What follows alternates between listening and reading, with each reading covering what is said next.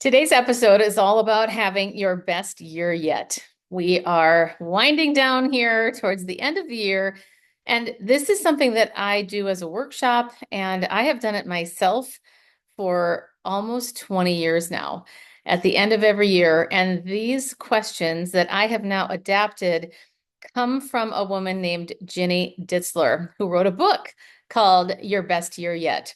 And what I'd recommend that you do with this episode is to listen when you have time to pause it and answer the questions as I'm walking through them. Obviously, it's up to you to decide how you want to work with this, but it is such a wonderful exercise that I have found so enriching to look back and also look forward at the following year. So we're going to look back at your year this year and then focus on 2025 being your best year yet.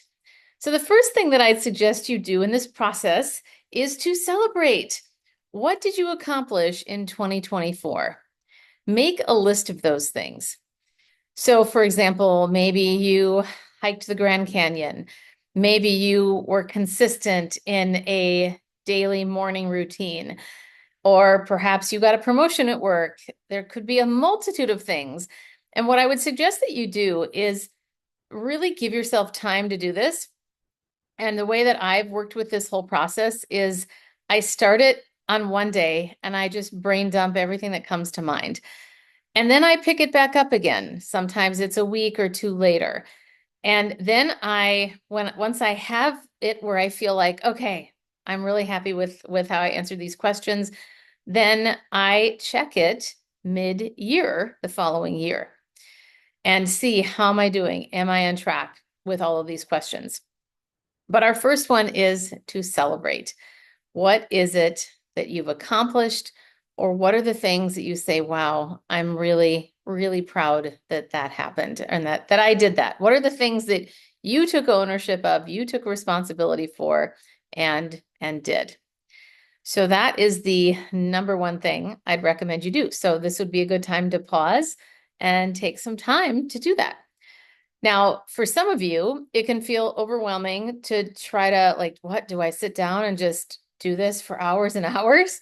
No, it could be even setting a timer for 5 minutes, 15 minutes, brain dump those things. And here's the other thing I would suggest, be proactive.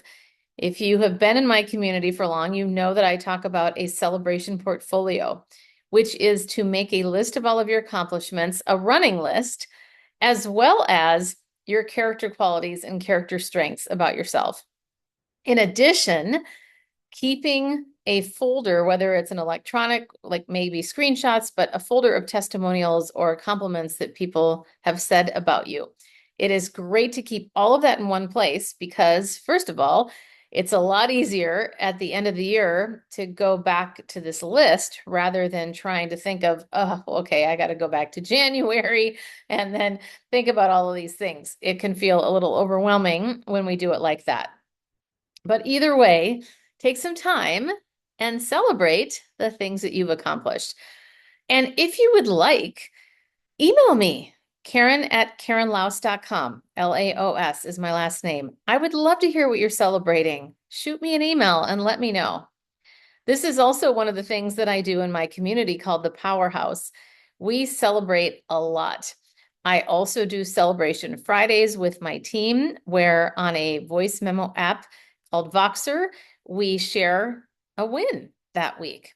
So when we can get into the spirit of celebrating, it not only helps us feel more confident, feel warm and fuzzy, frankly. It is a very positive endorphin kind of feeling when you celebrate your wins.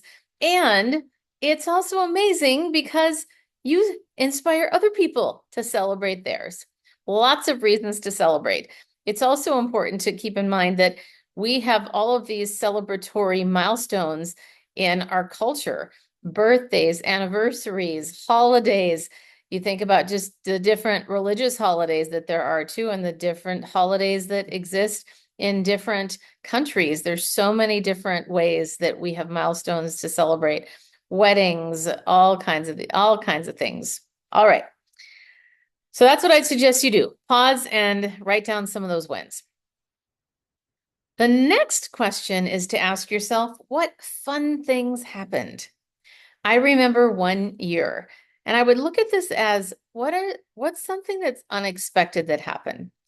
I remember one year where I didn't expect that I was going to be taken around in Thailand by a wonderful person that I had met at a training about a month prior.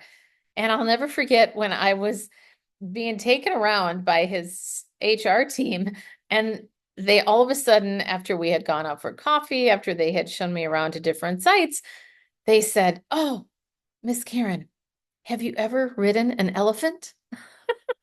I said, "No, I definitely have not." And they turned the car around and they put me on an elephant. So that's an example of a fun thing that happened. Now that's a bigger story than probably, or I mean, it doesn't have to be that unique. But what fun things happened this year for you? This could be maybe you met somebody unexpectedly. You went on a trip and you had a really amazing time meeting somebody that you never would have thought you would have met, or maybe you had an experience that was different. So think about what fun things happened for you and write those down. The next one, this is where we get into a little bit more of the negative reality, but it's important to face negative realities because they happen. It's life. What were your greatest disappointments? Take a moment to think about that. What happened that really bummed you out? And this could be something big or it could be something small. Just again, get this out of your head. Just throw it onto a piece of paper or type it on your computer and figure out what those things were. I know for my journey with my husband, one of our greatest disappointments last year was him not getting a kidney before the end of the year. We were praying and praying and praying that that would happen, and it did not. So we continue on the journey, but have faith that he will get a kidney at some point, hopefully sooner than later. Now, you may not need a kidney, and that's a big disappointment that you didn't get one. It could be something even like, wow, I really went for this opportunity and I didn't get it. I remember it was a couple of years ago now, applied to do a TEDx talk in Minneapolis, which is where I'm originally from. And I was so excited to get a call back. It felt like this is happening, had the greatest interview, and then it didn't work out. Now, that was definitely a disappointment. So that was something that I had to sit with and grieve. And that's also a really important thing to do too, that I would recommend when you have a big disappointment, take the time to acknowledge that it happened and then make the time to talk about it with somebody. It's also really helpful sometimes, kind of like as we're writing down these disappointments, sometimes it's helpful to do a loss inventory. And that's just writing down everything that you feel that has been a loss in your life, or even for that past year, or that past month. Take a moment to jot those things down and read it to somebody. It can be very helpful. Grief is best. It's the healing around grief is accelerated when you actually share it with someone. So these are some tips for you around how to deal with those disappointments. Some of you may know that the disappointment around the TEDx talk, I have to share how that turned around because I do think that this is a really powerful story about what can happen. So after grieving for the day, I was really sad about that, of course. And then I realized, oh my gosh, I'm actually going to be in Minneapolis visiting. And I'm going to reach out to the interviewer because she and I had grown up about 4 blocks from each other. She used to deliver my mom's paper. We had such a strong connection that I thought, I'm going to reach out and ask if she wants to have coffee. Well, we had coffee, and then one thing led to another, and she ended up saying, I think you need to be one of our speaker coaches. And I had to jump through a few hoops to get to that point, but I did. And then they nominated me to be the MC of the entire event, along with my wonderful colleague, Paulette. So you never know what can happen. But that is an example that for me was just a divine appointment, because a lot of times we don't know what's, well, I would argue we don't know what's best for us. That God, for those of you that are faith-filled people, I definitely look to God to go, okay, how are you guiding me here? And a lot of times the answer isn't always what we think or what we want it to be, but then it is often even greater and better than we expected. So that was definitely the case in this TEDx scenario. All right, so take a moment to write down your greatest disappointments. The next question is, what did I learn? What did I learn? This is a great time to bring up failure. A lot of times we look at our mistakes as failures or as things that we wish hadn't happened. And I would imagine that if you're like most of us, our failures or the challenging times are when we actually learn the most. And that's really powerful. So think about, what are the things that you learned this year? I learned this year that online, generally speaking, is not where I want to put my energy anymore. Specifically, online marketing, Facebook ads, all of these things in the digital space. I have an online course that's available for people to purchase if they want to, but it is not something that I'm advertising. And I realized this just a few months ago when I went to an in-person event, and I was reminded how, wow, there are in-person events that are local and they're really awesome. They're incredibly energizing. And people come up to me and we have great conversations. And I realized this is where I need to be focusing, not spending so much money and time and marketing myself online. So that's one of the things, the biggest things I learned this year. How about you? What did you learn? Take a moment to pause and write that down. The next question is, what intention will make me most successful in 2024? This is a powerful one. And when I talk about intention, it's what is the thing that you are going to put your focus and your energy toward? What will make that most successful? So maybe, for example, it might be quiet time, silence, time on your own, time to yourself, and not saying yes to so many commitments socially. That's just one example. It could be the opposite. Maybe you have stayed in too much and you haven't been as social as you would have liked to be. And therefore, your intention is going to be, I'm going to be more social this year. It could simply be, I am going to do everything I can to have peace in my life this year. That is my intention. And all of my decisions will be filtered through the lens of, is this contributing to peace in my life or not? So that's what I mean by intention. And I would suggest you pause this and think about that for yourself. And this would be, by the way, now thinking forward to 2025. The next one, many of you probably have a word for the year, and think about what is one word that's going to be your focus in 2025. I'll tell you, I've had multiple over the years. I've done this for a long time, like I mentioned already. I remember when I left corporate, I think my first year in 2020, it was something like expansion. And then it was explosion the next year. It's got to be something that energizes you, that makes you excited, that is a positive thing. And this is directly in line with your intention. And some people don't even bother with intentions. They just say, my one word is going to be both my intention and my focus. And I haven't decided what mine is going to be yet for next year. Otherwise, I would share that with you. But think about what that is for you. I've heard so many over the years. I remember somebody recently said acceleration. One person said faith. What was another one? Delight, peace, trust. It's all about whatever word you feel is going to energize you, that you want to focus things around. It's very similar to values. I will never forget when I first got married. I remember I asked my husband, what do you want our home life to be like our values? And he said, I want it to be peaceful, safe, and fun. And I took a moment. I thought, peaceful, safe, and fun. I like that. So I remember one time when we were having a difficult situation with our neighbor.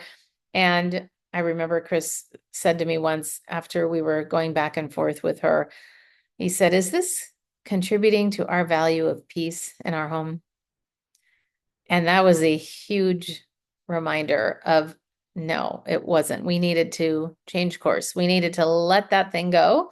And I'll tell you, the peace came rushing back after we made the decision to let that go. So this is a great example around the word that you want to choose that's going to help you to focus. Those are the main questions. I want to give you some bonus questions that can be really helpful. And some of these Jinny Ditzler really zeroed in on in her book, Your Best Year Yet, if you want to pick that up. How do I limit myself and how can I stop? If I were to answer this question, this is a vulnerable thing for me to share, but it is about me staying up too late at night. And then by the time I get up in the morning, I am way behind because I'm in the West Coast. And if I get up at 8 or 9, then the rest of the world on the East Coast is already in their midday, and that sometimes causes problems. So I think that limits me sometimes. And so how can I stop? Well, this is another thing about limiting, that I don't have a very consistent morning routine. And I would love for that to be better. I do think that that limits me sometimes because sometimes I wake up and I think, oh, maybe I'll go work out or maybe I'll do it later. And then it can cause more brain cells to be working when we have routine. There's a reason why routine is so great, because we don't have to think. We just go do it. The other one is, what inner qualities would I like to nurture? Some of you may have heard of the book, and he's got a whole app for it too. His name is Shirzad. I forget his last name, but it's Positive Intelligence. And this idea of stopping to really nurture the peace within us through focusing. And one of the very specific techniques of positive intelligence is to focus on something for like even 10 seconds, 30 seconds, a minute. It could be rubbing your fingertips together for that amount of time, and all you're focusing on are your fingertips. Or you're sitting and noticing the sounds around you, and all your brain is focused on are the sounds around you. That can be a very helpful exercise to nurture those inner qualities of peace and limit or avoid altogether anxiety. Next one is, what external outcomes will demonstrate that these inner qualities are deepening? This is a deep question. I'll say it again. What external what external outcomes will demonstrate that these inner qualities are deepening? So for example, if I am deepening my inner peace, I will be less likely to react in a situation where I wouldn't have, or I would have reacted before. So let's say somebody says something to you, or somebody cuts you off. Let's say this, cuts you off in traffic. We might in the past have gone, we swear, we yell, or we just get angry at the person, but we get angry in the car, we yell. Anyhow, same outcome that we yell. So the external outcomes are that we're actually blessing that person. We say out loud, I bless that person. I'm not sure why they cut me off, but I bless them anyway as they go on their way.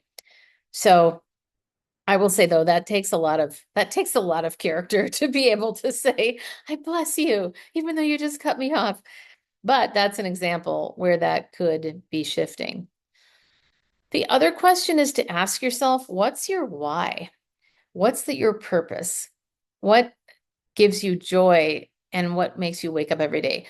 My purpose is to eradicate self-doubt in 10 million women in the next 10 years. And that is by giving each person that I encounter, first of all, I make them feel seen, heard, and celebrated as much as I can. but also offer communication tips when I'm in a person's presence. It's not like I'm going around giving, hey, let me give you some tips, but really thinking about the greater purpose, just as an example for me, is in my work to provide confident communication strategies to many women. And my goal is to reach 10 million by them by 2030. And the other thing, though, that's if we look at this on a day-to-day basis, my why is to encourage people. I want everybody in my presence to feel seen, heard, and accepted for exactly who they are. So that's my why. What is yours? By the way, a good exercise to determine your why, to really help you to prioritize, is to write your eulogy. It might sound a little bit strange, but it is so interesting to do because it really helps you to zero in on what matters. So consider doing that to help you find your why. All right, we're going to wrap up here with writing a letter to yourself. And the template is this. You write it to yourself and you write it as if it's already December of 2025. So here are your sentence prompts. Dear you, say your name there. Dear whatever your name is. What I most want to celebrate this year, what I most want to celebrate this year is some of the moments that shine in my memory from this year are, I would have been really disappointed this year if I hadn't. What made a difference on a daily basis this year was, I'm most grateful for, I made sure to, one thing I wish I had believed at the beginning of the year, I love you. And then sign your name. I'll go through these quickly once again. You write this letter to yourself as if it's December 2025. What I most want to celebrate this year is, some of the moments that shine in my memory from this year are, I would have been really disappointed this year if I hadn't.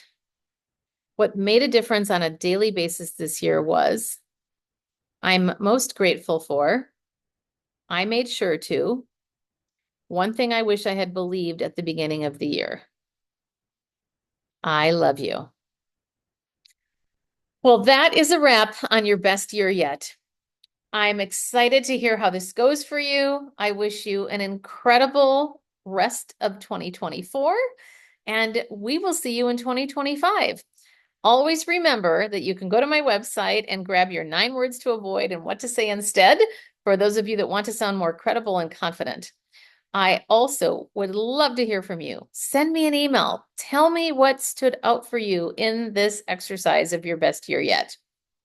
And you can also take the confidence cocktail self-assessment to assess yourself on 8 ingredients that roll up to becoming a clear, compelling, and credible communicator. Looking forward to seeing you in 2025.